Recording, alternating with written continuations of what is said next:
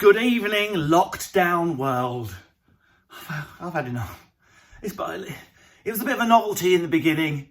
It's boring. I just want to have my family round. I want to have a family party. I don't want to take the piss. I just want a few aunties over, mums, mother-in-law, everyone hanging out in the same space. But don't worry about it, because I can pack onto a train, I can go to a beach, I can roll around in COVID juice next to a stranger. If I'm single, I can go to a beach, eye a stranger, take them behind the bins, have a roll around, pick sand out of my swimming trunks. I can crowd onto a high street, I can join a protest, I can do what I like. As long as I don't have my mother over for a cup of tea in my lounge, because that would make me scum. You scumbag. You absolute piece of shit on the shoe of COVID recovering society. Why can't you be like the rest of us? Go to a beach party at the weekend to unwind from a week of protesting. I like to do a week of marching, followed by a swim in the sea, just to wash the COVID juices off. But whatever you do not hang around with your mum. Oh, wait a minute. Your mum's a cleaner. That's fine then. Get the old cow over, scrub the skid marks off your toilet, then you can spit at each other over afternoon tea. Pass the Battenberg, mum. Oh, you hit me right in the face with your COVIDs. Fair play if you are out protesting, marching, demanding social change. Stick your PPP on. Yeah, what about you have a go at the people? You have a go at the people on the beach? And yet you let off the people marching for Black Lives Matter. Hypocrisy. No, Dave, Kev, Danny, Wayne. No, it's just that racial equality is slightly more important than going for a swim at the seaside.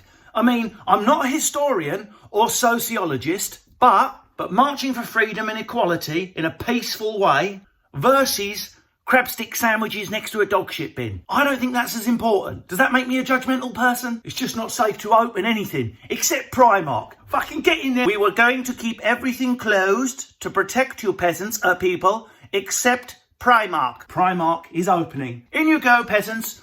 You'll need some cloths to protect your work bodies. We can't have the work meats of your torso not covered in rudimentary cloth.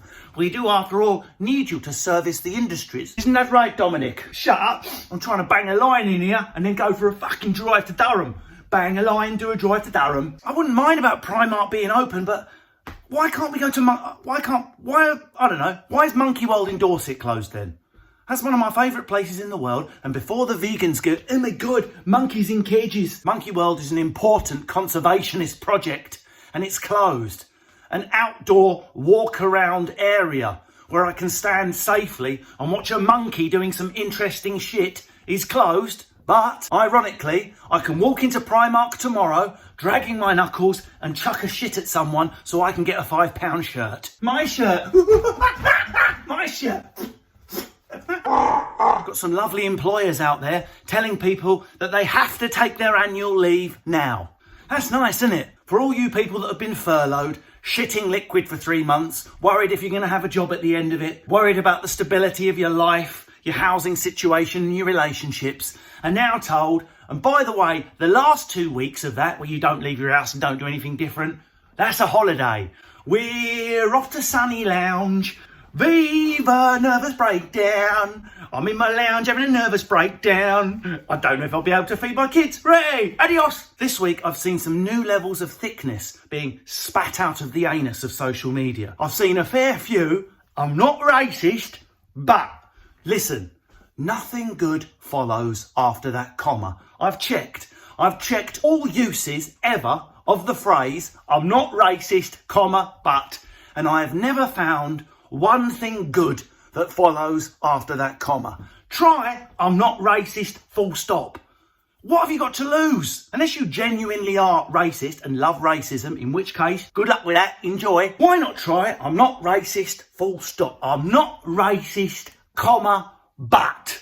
That's like saying I'm not a rapist, but get in the van, we're going to waste ground. The weirdest thing that's happened this week is, and I'm sure I'm like most of you, I didn't even know there was a statue of a slave trader in Bristol. I certainly didn't know who Edward Colston was. I thought he was the guy that made fucking pickle. That's Coleman. I'm quite ashamed I didn't know that. and they pulled a statue down. No one was hurt. To me, that seems like quite a good thing to... What was he doing standing there, Bristol? Looking at Bristol? Now, this is a statue of our best racist. If you'd like to come and have a look at it. Mummy, can I have a picture in front of the racist? Form a queue, children, one at a time. There's plenty of racist statue to go round. They pulled it down. Fair enough.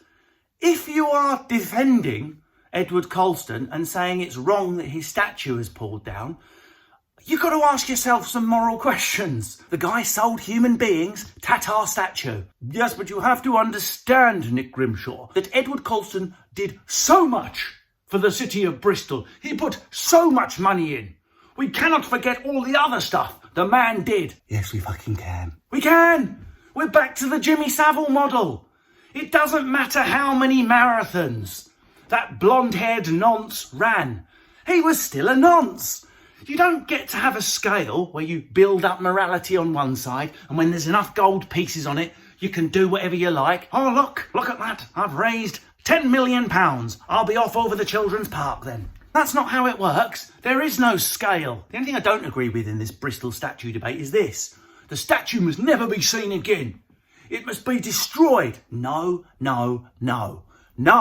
Think about it. Stick the fucker in a museum, high up, on a plinth. Do you know what a museum is? A place of dead things, of bones, of things that have gone before. Stick him in a museum with a PPE mask over his face. Edward Colston one side, a big diagram of the coronavirus next to each other, so we can remember two things that went fucking extinct in 2020. I mean, feel free when you're visiting the museum to draw a cock and ball squirting spunk in his face. I mean, that's just standard. Right, I'm going to go. I'm about to do my own haircut with an axe. I hope I don't miss. Ooh, I hope I don't accidentally miss and make the painful thoughts and loud voices stop coming. Wouldn't that be a nightmare? Axe to the head, make it all stop. My head looks like that looks like a walnut fucking whip. The state of it.